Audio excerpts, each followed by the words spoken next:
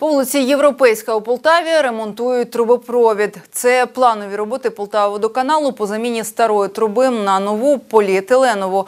Саму заміну планують розпочати 25 вересня, а завершити упродовж близько 2 тижнів, розповів старший майстер комунального підприємства Сергій Данилко.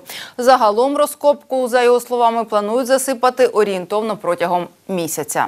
60 метрів погонних будемо міняти на Д-500. Ми в даний момент зараз проводимо вже вирізку старої, там де вона розкопана. По розкопці присутствують другі комунікації, які знаходяться в землі. На даний час всі абоненти з водою. Будемо ложити нову трубу і зварювати її.